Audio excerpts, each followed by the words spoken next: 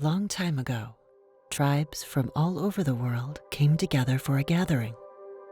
They had a good time, a challenge actually, to see who could come up with the scariest thing. Some of them brewed potions, some of them jumped in and out of animal skins, some of them thought up devices, weapons, and traps, until finally there was only one tribe left who hadn't done anything. No one knew where this tribe came from, and all this tribe had was a story. The story this tribe had was a scary tale, full of fear, blood, horror. When the telling was done, the others trembled with fear. "You win," they said, "but what you just voiced, it's chilling. Take it back," they demanded. "Call that story back." But of course, it was too late. For once a story is told, it cannot be called back. Once told, it stays with us forever. Stories have been with us forever. Do you remember your first stories? Bedtime, verbal, written, public, private, secret.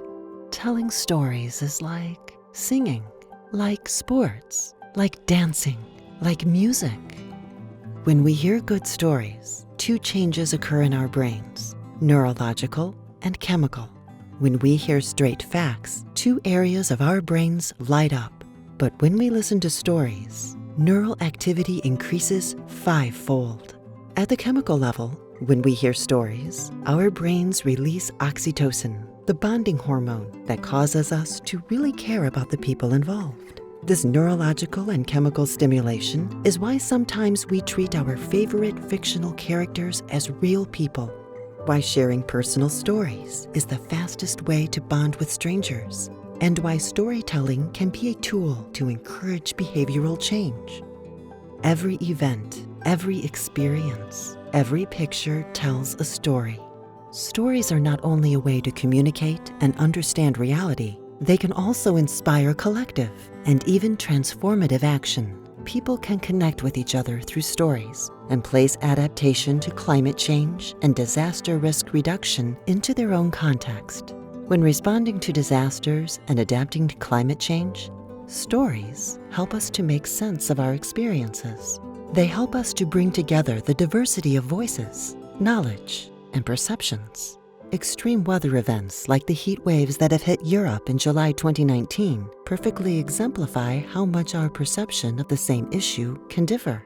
Stories can make it easier to notice the necessity to prepare for climate-related extreme events, prevent losses, and help us to continue to live a good life and value what is really important to us. In short, stories can be used as a tool to support rapid implementation of easy solutions, technical, urban, smart, resilience solutions. Stories affect our perception of the world, our decisions, and our actions.